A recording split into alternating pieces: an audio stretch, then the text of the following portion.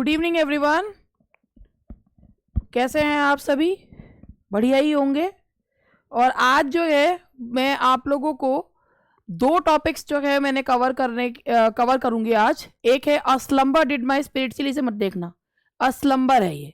A slumber did my spirit seal Wordsworth की poem है, class 9th की है। और इसके अलावा एडवेंचर्स ऑफ टोटो, मगर मैं उसके बारे में आपको बता दूं, adventures of Toto Ruskin bond की रचना है। एक शॉर्ट एनेक्डोट है जो उन्होंने उसमें, मतलब एक शॉर्ट एक एक्सपीरियंस जो है वो उन्होंने उसमें लिखा है। तो उसमें मुझे नहीं लगता कि उससे बेस्ड क्वेश्चंस आपसे पूछे जा सकते हैं। तो मैंने उसमें रस्किन बॉन्ड के कुछ सिलेक्टेड क्वेश्चंस जो हैं वो लिए हैं। और चलिए आप स्टार्ट करते हैं। That is a slumber did my spirit seal.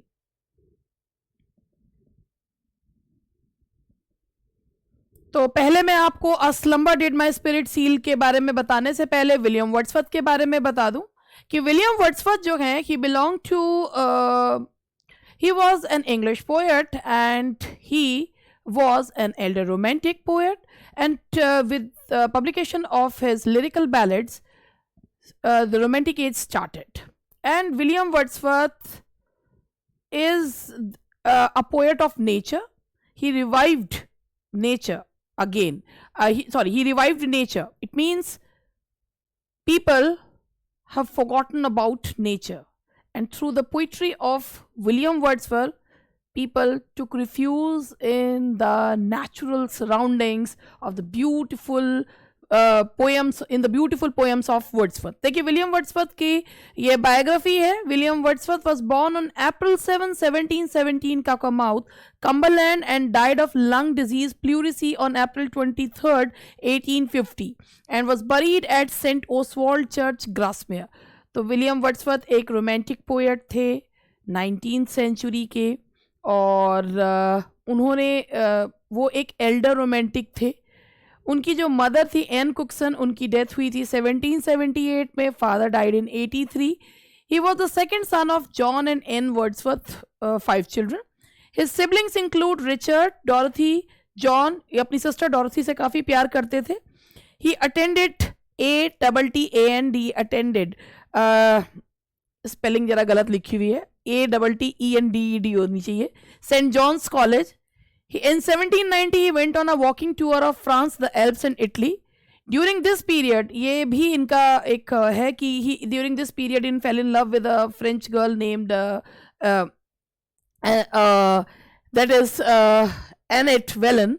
और इस समय ये काफ़ी ज़्यादा प्रभावित थे फ्रेंच रेवोल्यूशन से। And he was about to get married to Annette, but due to civil war in England, he had to come back. And in that period, she gave birth to a daughter whose name was Caroline.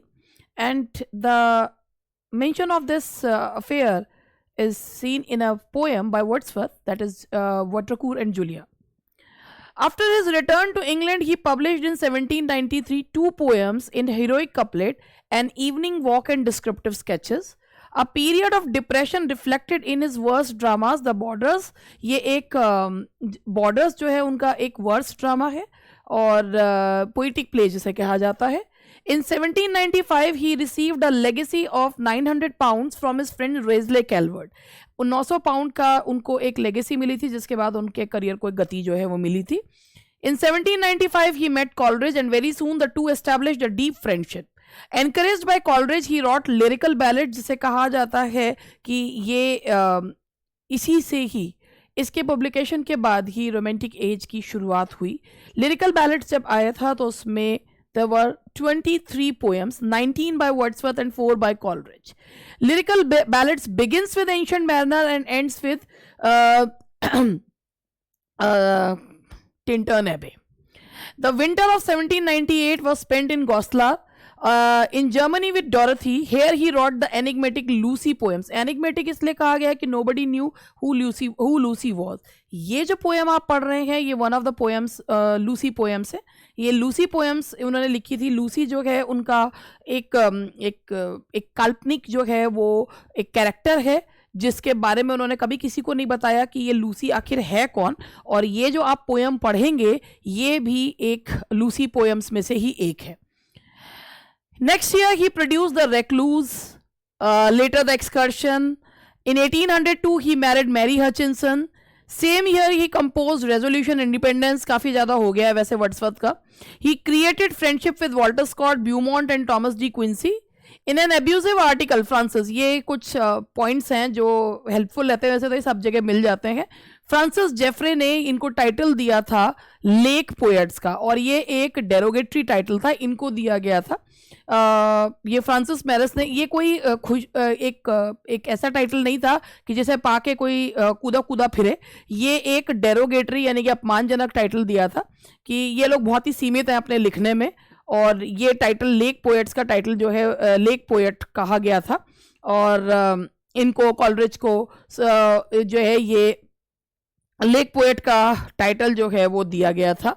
और लेकिन इसमें Wordsworth, Coleridge और Southey को कहा था. हालांकि इनमें से केवल वर्ड्सवर्थ ही थे जो लेक पोएट कहलाने लायक थे, बाकी तो सारे ऐसे थे भी नहीं. लेकर्स और लेक पोएट्स.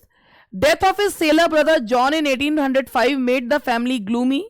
और जब उनके भाई की डेथ हुई तो उन्होंने एक पोएम लिखी थी जिस पोएम का नाम था elegiac stanza suggested by a picture of Peele Castle. ये एक जो है पेंटिंग पर आधारित एक पेंटिंग थी पील कैसल की, जो तूफान के बीच में खड़ी हुई थी. उसे देखकर इन्होंने एक ये पोएम जो है कंपोज करी थी. और इन 1843 में वो पोएट लॉरिएट बने. He was the only poet laureate who did not compose any poem after becoming poet laureate. And after the publication of a finally revise text of his work volume he died at Rydal Mount. उन्हें bard of Rydal Mount भी कहा जाता है.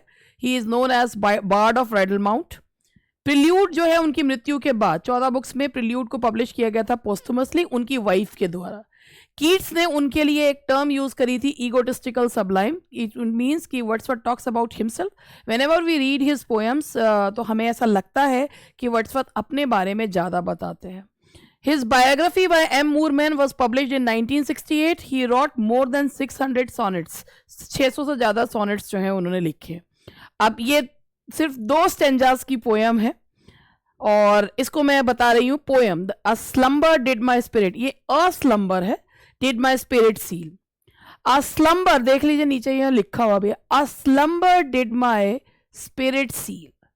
Slumber did, slumber का जो मतलब होता है कि नींद, और जो है कि एक नींद जो है एक स्लम्बर, एक नींद ने मेरी स्पिरिट को सील कर दिया. I had no human fears afterwards. मुझे कोई जो आम लोगों को डर लगते हैं वो मुझे लगने बंद हो गए. शी सीम्ड, इसमें उन्होंने लूसी को बताया कि लूसी के बारे में बताए. She seemed a thing that could not feel the touch of earthly years.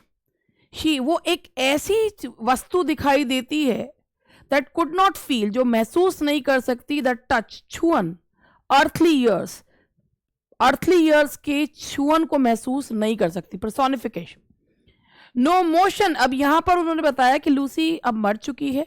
She know motion has she now, उसके अंदर अब कोई हलचल नहीं है. नो फोर्स, कोई मूवमेंट नहीं है. शी नीदर हियर्स, ना वो सुनती है ना वो देखती है. ये सारा राउंड अबाउट एक्सप्रेशन जो है वो सर्कमलोक्यूशन में बात की जा रही है. Rolled round in earth's diurnal course, वो भी अब ऐसा लग रहा है कि धरती के साथ ही वो भी अब मिक्स जो है वो हो गई है. धरती के जो आम जो कोर्स है उसके साथ वो मिक्स हो गई है विद रॉक्स की, वो एकाकार हो गई है रॉक्स, स्टोन्स और ट्रीज के साथ. तो ये जो पोएम है इसमें उन्होंने लूसी की मृत्यु के बारे में बताया. Here he says a slumber did my spirit seal. He says that now Lucy is no more. She seemed as she is no more. She cannot feel the things, she cannot feel the earthly things. She is dead. She has become one with nature. We can feel her, we can see her in the form of stones, rocks and trees. Now ये छोटी सी 2 stanzas की poem है. अब अगर हम इसकी rhyme scheme को देखें तो ये राइम स्कीम है सील, फील, फियर्स, ईयर्स. तो ये हो गई ए बी.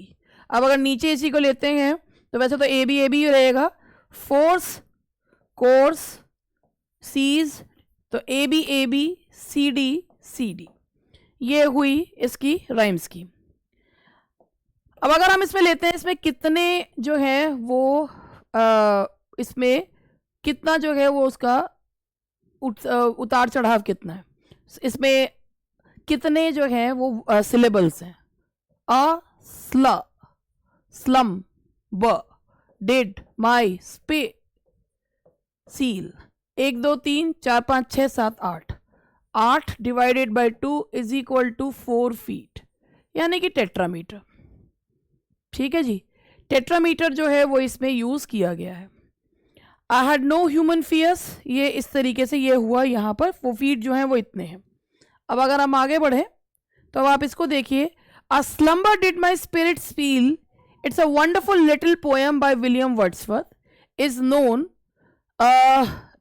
ये slumber did my spirit seal जो है ये एक वंडरफुल, एक छोटी सी पोएम है विलियम वर्ड्सवर्थ की, is one of the Wordsworth best known short poems. ये वर्ड्सवर्थ की बहुत ही प्यारी सी छोटी सी पोएम है। It's a lyric, an elegy and a nature, ये एक लिरिक है, एलिजी है क्योंकि लूसी की डेथ पर बताई गई है, and a nature poem one in all in one, sorry. William Wordsworth, A Slumber Did My Spirit Seal, first appeared in the second edition of Lyrical Ballads. ये second lyrical ballads के second edition में आया था। पहला lyrical ballads आया था 1798 में, उसके बाद दूसरा लिरिकल बैलेड का जो एडिशन आया था वो आया था 1800 में। तो ये 1800 में आई थी। A ground breaking collaborative poetry collection by Wordsworth, ये जिस कलेक्शन में आई है उसका नाम है लिरिकल बैलेड्स, और ये लिखा था, दोनों ने मिलकर कोलैबोरेशन में लिखा था, विलियम वर्ड्सवर्थ और सैमुअल टेलर कॉलरिज ने। Slumber did my spirit seal is the last poem in a short, ये एक लास्ट पोएम मानी जाती है। हालांकि विलियम वर्ड्सवर्थ ने कभी ये नहीं बताया कि उन्होंने कौन सी पोएम शुरू में के लिए लिखी, कौन सी अंत में लिखी, लेकिन ये सीक्वेंस में लास्ट पोएम मानी जाती है लूसी पोएम्स में, जिसमें जो स्पीकर है वो अपना प्रेम और अपना ग्रीफ एक मिस्टीरियस आइडलाइज्ड वुमन के लिए बताता है। इस पोएम में स्पीकर जो है वो ही इज मार्वल्स, वो एक आश्चर्यचकित होता है अपनी बिलवेड की डेथ पर, वो आश्चर्यचकित होता है। एंड क्योंकि उसने उसको हमेशा जो है वो बहुत ही ज्यादा यंग एंड वाइब्रेंट रूप में देखा है, and he can hardly wrap his hand around the fact that her body is now as inert as the rocks and stones and trees, कि अब वो जो है, एक मिनट, अब वो ये मानने को तैयार है, मतलब उसको लग रहा है कि वो अब एकाकार हो चुकी है। She has become one with the nature. The poem reminds readers that most people live deep in a delusional slumber, तो ये कह है कि बहुत से लोग जो हैं एक खुद को धोखा देने वाली नींद में रहते हैं। बेयरली एक्नॉलेजिंग मोर्टैलिटी डिस्पाइट, ये मानना ही नहीं चाहते कि मृत्यु भी एक शाश्वत सत्य है। A slumber did my spirit seal, one of Wordsworth's Lucy poem.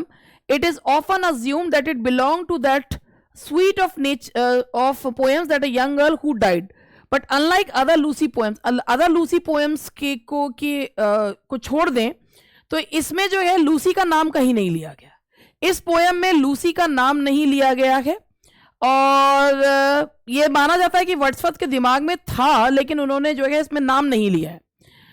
हालांकि वर्ड्सवर्थ ने slumber did my spirit seal को लूसी पोएम के रूप में रखा है, मगर इस पोएम में उन्होंने कहीं भी लूसी का नाम नहीं लिया है। जो और लूसी पोएम्स हैं वो कौन कौन सी हैं? She dwelt among the untrodden ways, strange fits of passion had I known, और ये और जो है लूसी पोएम्स हैं।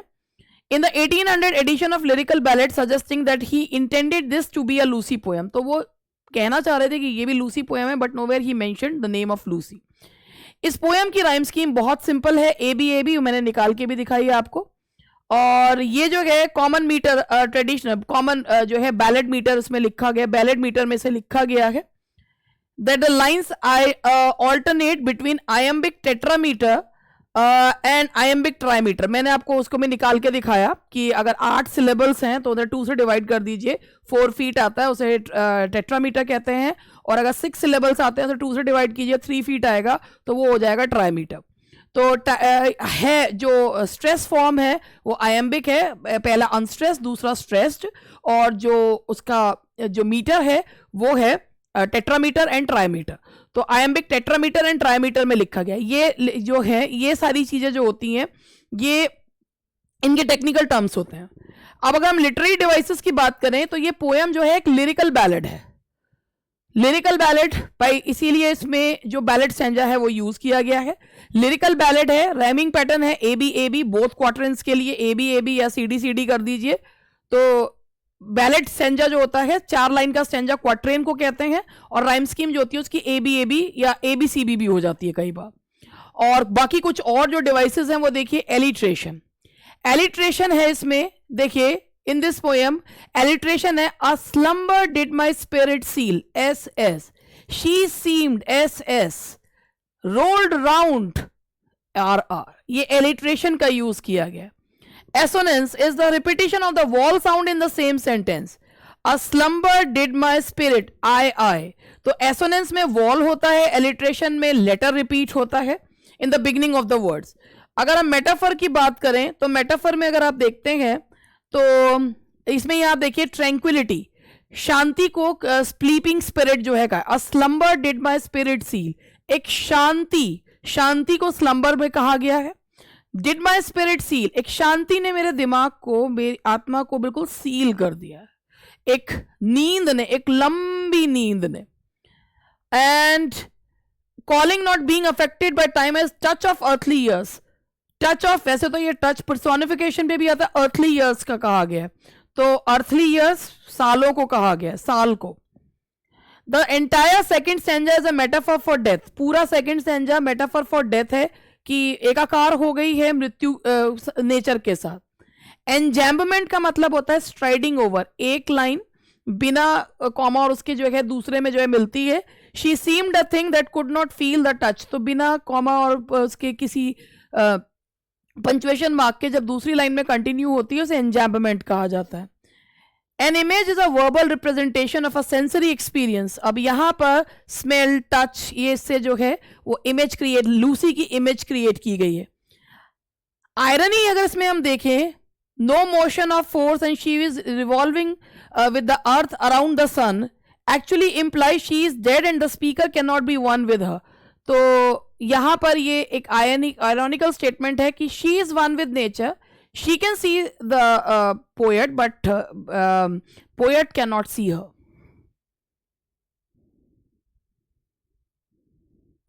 A symbol is an image which suggests or represents something other than itself. In poetry, a symbol represents both what it is and additionally a concept or an idea. The symbol of white dove suggests peace and a cow in Indian culture symbolizes maternity. And slumber stands for the lack of knowing. Slumber का यहां मतलब, ये symbol इसमें जो slumber दिया गया है ये किस चीज का सिंबल है? स्लम्बर ये है that is lack of knowing, कि भाई his beloved has become one with nature but he has always remained alienated from nature, that's why he is unable to understand that concept of death. अब अगर हम इसके questions लेते हैं तो आपको अगर हम एक सम अप जो करें तो इसका जो बहुत ही सिंपल है, a slumber did my spirit seal. Slumber is the symbol of tranquillity as well as ignorance of the poet. And in the entire poem we do not see the name of Lucy, although it's a Lucy poem, but nowhere the name of Lucy has been mentioned. But here this poem is an allegory, sorry, an elegy, a lyric, and this poem is a nature poem as well. Why it is an elegy? Because it is written over the death of a girl whose name is Lucy, though the name has not been mentioned anywhere, but it is over the death of someone, that's why it's an elegy. It uses ballad meter and the stanzas have tetrameter and trimeter consecutively, and the pattern is iambic tetrameter, iambic trimeter. Now these are the questions that are based on this poem. who is described as being unable to feel the touch of earthly years in the first stanza in a slumber did my spirit seal? The female subject, the speaker, God, the trees. तो यहाँ पर जो आप महसूस नहीं कर सकती धरती के को, यानी कि जो मेटीरियलिस्टिक थिंग्स को महसूस नहीं कर सकती, वो कौन है? द फीमेल सब्जेक्ट, क्योंकि लूसी का नाम इसमें कहीं दिया ही नहीं है, तो फीमेल सब्जेक्ट.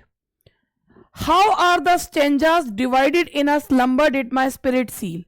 स्टेंजास डिवाइडेड हैं 2 क्वार्टरेंस में. बैलेड मीटर है, बैलेड स्टेंजा है, तो into quatrains. How many stanzas are in the poem A Slumber Did My Spirit Seal? 1, 3, 2, 4. आपको भी पता है, पढ़ लिया आपने पोयम, तो इसके भी कितने हैं? There are 2 stanzas.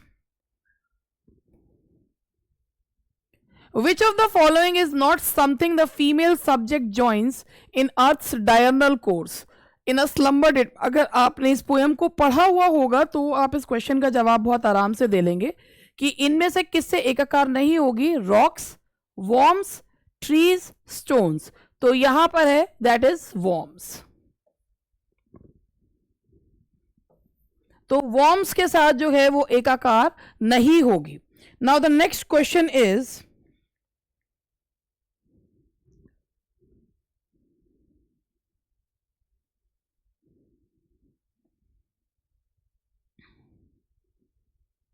what is the female subject described as not being able to do in the 6th line in a slumber did my spirit seal?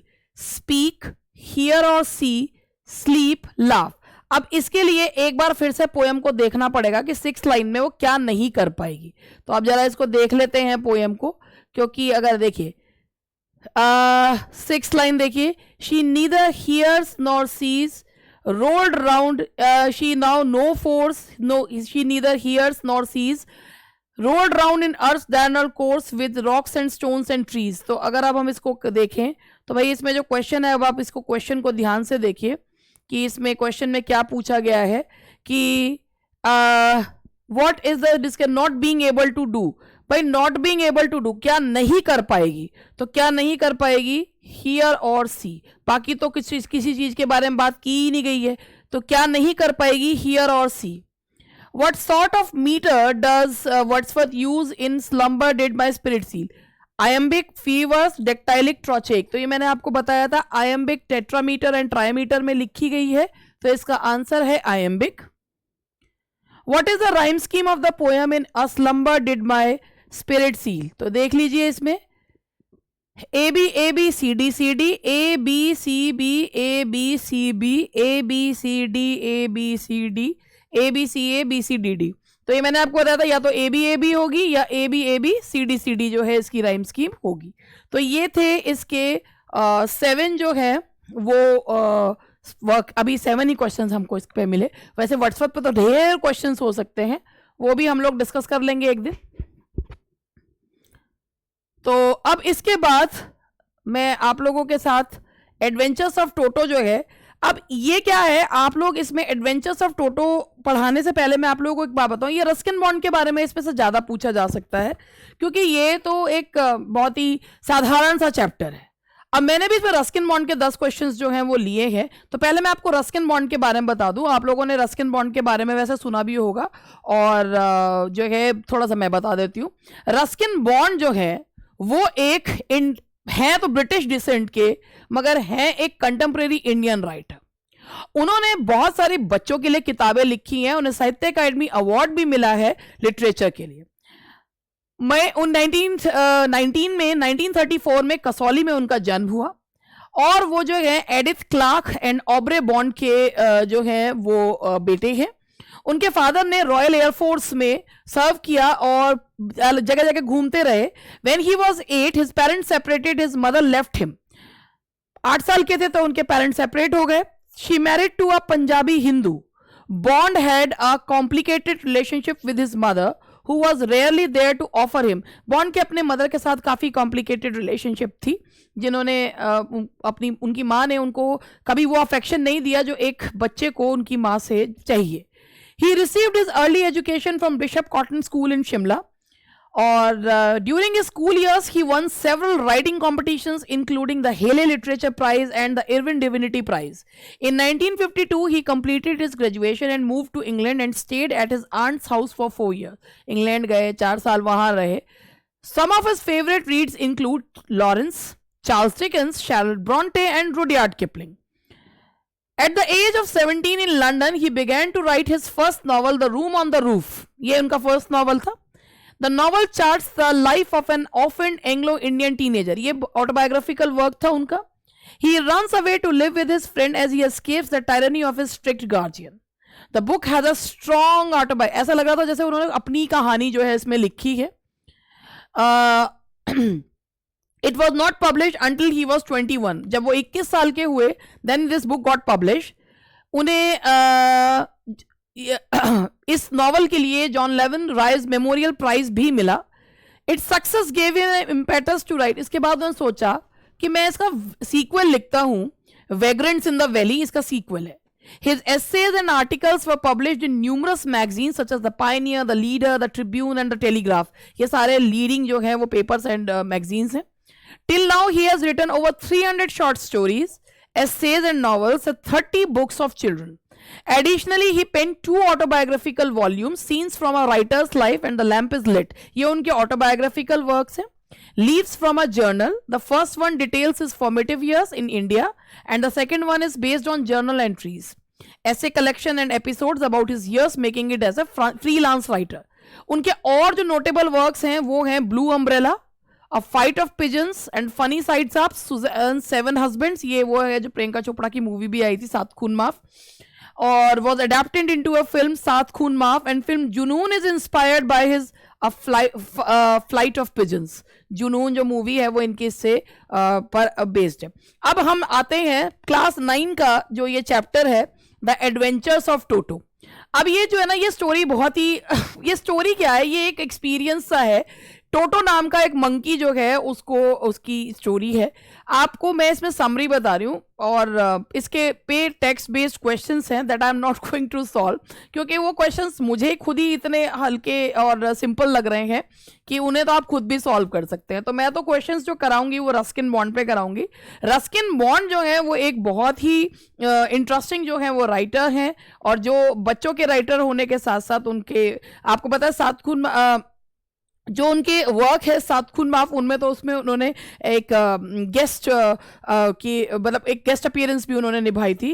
और इसके साथ ही अब हम लोग एडवेंचर्स ऑफ टोटो की समरी जो है वो स्टार्ट करते हैं. आप में से बहुत लोग इस को पढ़ चुके होंगे, अपने स्कूल में पढ़ा चुके होंगे, तो आप लोग ये ध्यान रखिएगा कि मार्क माय वर्ड्स इसमें से क्वेश्चंस क्या आएंगे. देखिए पोएम्स में से क्वेश्चंस जो है वो पूछे जा सकते हैं, लेकिन प्रोज में जो क्वेश्चंस हैं वो उनके राइटर पे बेस्ड पूछे जा सकते हैं, क्योंकि जो ग्रेजुएशन लेवल का क्वेश्चन होगा वो टेक्स्ट पे बेस्ड नहीं आएगा. अब वर्ड्सवर्थ की पोएम के क्वेश्चंस आपके वो नाइन्थ के लेवल के नहीं है. एक 9th के क्लास के स्टूडेंट को, एक ऑब्वियसली अगर आप लोग खुद पढ़ा रहे हैं 9th क्लास के स्टूडेंट को iambic and trochaic and all that ये नहीं पता होता. ये तो ग्रेजुएशन और पोस्ट ग्रेजुएशन वालों को भी जो है मतलब ये तो नहीं कहूँगी सबको नहीं पता होता, लेकिन ऑब्वियस सी बात है कि कम लोगों को पता होता है. ये तो मतलब वो लोग सीखना पड़ता है भाई, डिवाइसेस हैं ये वाली चीज़ें तो सीखनी पड़ती हैं. तो वो क्वेश्चंस तो ग्रेजुएशन लेवल के हो गए. इसमें जो क्वेश्चंस आएंगे मैं एक समरी आपको बता रही हूँ, उसके बाद मैं रस्किन बॉन्ड के क्वेश्चंस लूंगी. तो समरी में आपको बताती हूँ. टोटो कौन है जी? टोटो एक मंकी है, बहुत ही शरारती मंकी है. ग्रैंडफादर जो है उन्हें ये छोटा सा सुंदर सा मंकी जो है जो जब हंसता है तो लोगों की जान निकल जाती है उसे देखकर, और वो जो है बहुत सुंदर, दांत बहुत सफेद हैं उसके. और वो जो है वो मंकी जो है वो एक टोंगा ड्राइवर से उन्होंने लिया था 5 रुपए में. और ये टोटो जो है वो उनको इतना आउट ऑफ प्लेस लग रहा था वो टोंगा ड्राइवर के पास कि उन्होंने सोचा कि मैं इसको अपने जू में जो है वो रखूंगा. और he buys it from that tonga driver at the price of 5. अब ग्रैंडमा को जो एनिमल्स हैं वो पसंद नहीं है, तो वो टोटो को छिपा के रखते हैं. और एक क्लोजेट में एक अलमारी में रखते हैं। जो ये क्योंकि ये एक मैंने बताया था एक उनके खुद के जिसे कहना चाहिए एक मेमोयर है उनका जो उन्होंने इसमें ये लिखा है। ये एक यंग रस्किन के बेडरूम में है। जब ग्रैंडमा आती हैं वो चाहते हैं कि ये तब बताएं टोटो के बारे में जब ग्रैंडमा एक अच्छे मूड में हो। वो टोटो को एक पेग से बांध कर रखते हैं और कुछ समय बाद वो जब लौट कर आते हैं तो पता चलता है भाई टोटो जो है ना, टोटो ने सारी चीज को टोटे टोटे कर दिया, टोटे टोटे करके यानी कि टुकड़े टुकड़े जो है वो कर दिया है। और उसने वॉलपेपर्स फाड़ दिए हैं, रस्किन का ब्लेजर जो है वो चीथड़ों में कर दिया है। ग्रैंडफादर कहते हैं बड़ा होशियार है टोटो, और वो इतना होशियार है कि वो भी नहीं नाप पाते भाई ये बंदर कितना होशियार है। टोटो को एक सर्वेंट क्वार्टर में एक बिग केज में रखा जाता है। वहां पर वो जो है पूरी रात आवाजें निकालता रहता है जिससे और जानवर जो है परेशान हो जाते हैं। और ग्रैंडफादर को सहारनपुर जाना है अपनी पेंशन लेने के लिए। अब अगर वो सोचते हैं यार टोटो को अकेला कैसे छोड़ के जाऊं, ये तो सबके टोटे टोटे कर देगा, तो इसीलिए वो उसको टोटो को लेकर जाते हैं और कैनवस बैग में। और वहां पर टोटो जब अपना सिर निकालता है तो टिकट कलेक्टर भी डर जाता है और वो जो है वो कहता है ये डॉग है, इसका बिल जो है वो इसके भी टिकट जो है वो लगेगा ना। वो ग्रैंडमदर जो है वो इस टोटो को एक्सेप्ट कर लेती हैं और उसको एक प्रॉपर रूम दिया जाता है। वो नाना जो डोंकी है उसके साथ वो अपना स्पेस जो है वो शेयर करता है और उसको वो डंकी को बहुत परेशान करता है। भैया बहुत ही परेशान करने वाला जीव है, मुझे ये पढ़कर बहुत ही इस टोटड़े पे बहुत गुस्सा आया था, मुझे ऐसे ऐसे जानवरों को रख लो और फिर उसके बाद जो है उनके परेशान होते रहो। They aren't friends at all. In winter toto is given a big बोल, क्योंकि देखो विंटर्स में टोटो नहाने का बहुत शौकीन है। इंसान नहाने के शौकीन हो ना हो मगर ये टोटड़ा जो है वो नहाने का बहुत शौकीन है। He is found of bathing, और वो एक बार अपने आप को नियरली जला बैठता है कि वो जो है वो क्या करता था, उसने बंदर आप जैसे जानते हैं इमिटेट करना जो है वो जानते हैं, वो एक बिग बिग बोल में बैठता है और वो पहले जो है वो साबुन लगाता है, पानी सिर पे डालता है। अब जिस दिन वो सोचता है एक दिन कैटल में पानी गर्म हो रहा होता है तो वो उसमें बैठ जाता है, उसे लगता है अब पानी जब उबलने लगता है बाहर आए तो सर्दी लगे, और जब वो अंदर रहे तो अब नियर अबाउट वो उबलने ही वाला था जब उसको जो है खींचकर कैटल में से निकाला जाता है। तो टी कैटल में जो है और ग्रैंडमा है वो उसको बाहर निकालती हैं। टोटो जो है वो प्लेट तोड़ने में, बर्तन तोड़ने में, सब में जो है वो बहुत ही ज़्यादा जो है वो इसमें बहुत होशियार हैं वो, और वो जो है गेस्ट के लिए तो एक मॉन्स्टर है। One day family people find him eating pulao on the dining table. एक बार पुलाव जो है डाइनिंग टेबल पे रखा हुआ है, वो पुलाव खाता हुआ उसको देख लेते हैं।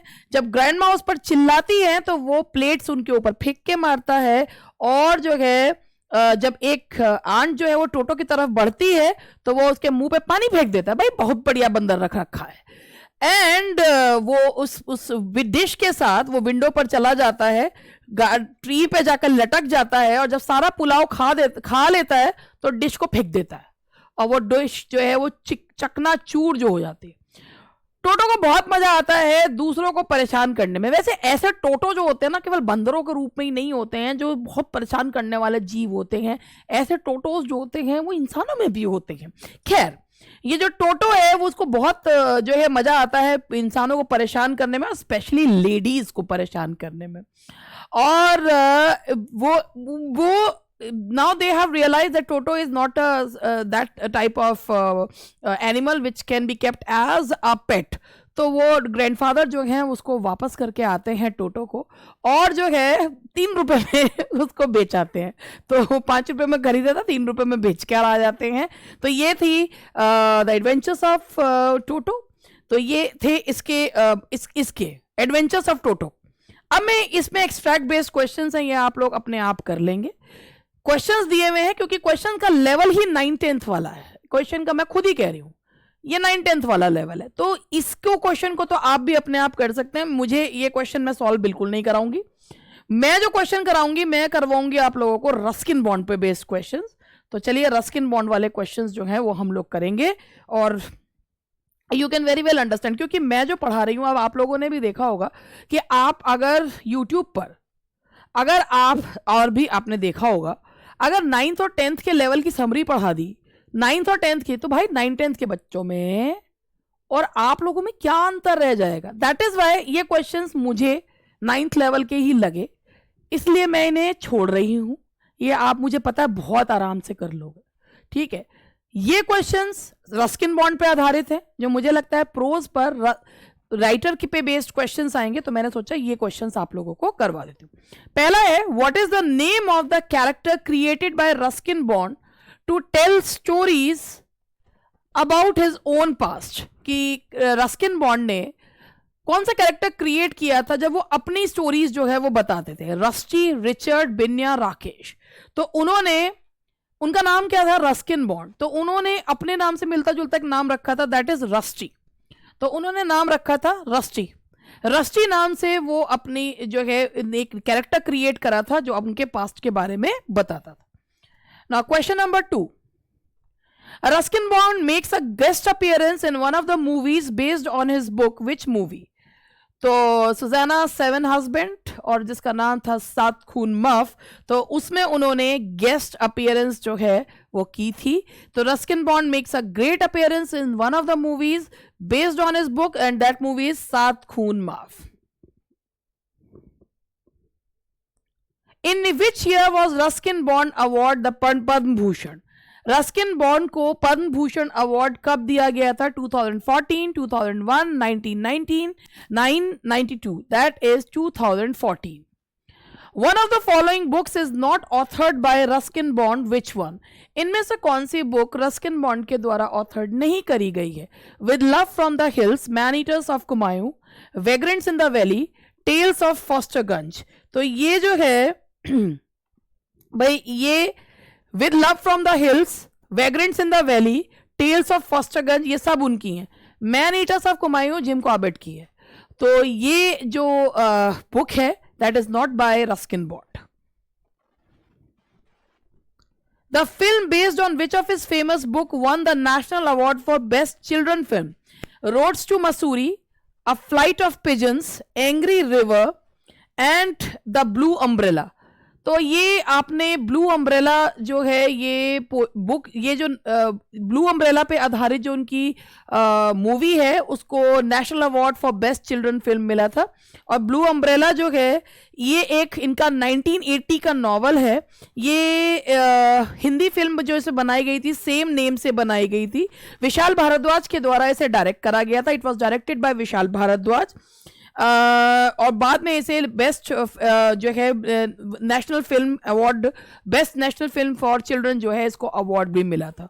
तो यही इस नॉवल का नाम था, द ब्लू अम्ब्रेला, और इसी नाम से ये मूवी बनाई गई थी। किसने बनाई थी? Vishal Bhardwaj. For which of his works was he awarded the Sahitya Akademi award in 1992? इनको साहित्य अकेडमी अवार्ड जो 1992 में मिला था, when the tiger was king, the panther's moon, all roads lead to Ganga, our tree still grow in Dehra. इसके लिए ही इनको जो है साहित्य अकेडमी अवार्ड मिला है, our trees still grow in Dehra. All the following movies are based on Ruskin Bond's writing except for the blue umbrella, Junoon, 7 Khoon माफ। ये तीनों तो हैं ही, कौन सी नहीं है? अब दिल्ली दूर नहीं। अब दिल्ली दूर नहीं ये इनकी राइटिंग पर, इनके नॉवल पर आधारित नहीं है। जुनून जो है द फ्लाइट ऑफ पिजन्स पे है। Susanna's husband, the blue umbrella. Which of the following is the first book written by Ruskin Bond? Rusty runs away, the blue umbrella, Delhi is not far, and the room on the roof. Room on the roof उनका पहला novel था, जिसके बाद इन्होंने इसका sequel भी लिखा है। Where was Ruskin Bond born? Gurugram Haryana, Kanpur, Hubli, Kasauli, Himachal Pradesh. उनका जन्म हुआ था कसौली में, हिमाचल प्रदेश में। Which is the first children book written by Ruskin Bond? Dust on the mountain, getting granny's glasses, the blue umbrella, angry river.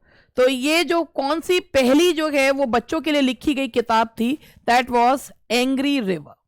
So these are some of the questions which are based on Ruskin bond. बस आज के लिए ये 2 works मैंने cover करे हैं और thank you very much इतना पेशेंटली सुनने के लिए, अगर सुना है तो। नहीं तो भैया कोई बात नहीं, जयराम जी की चलते हैं, हम मिलेंगे कल।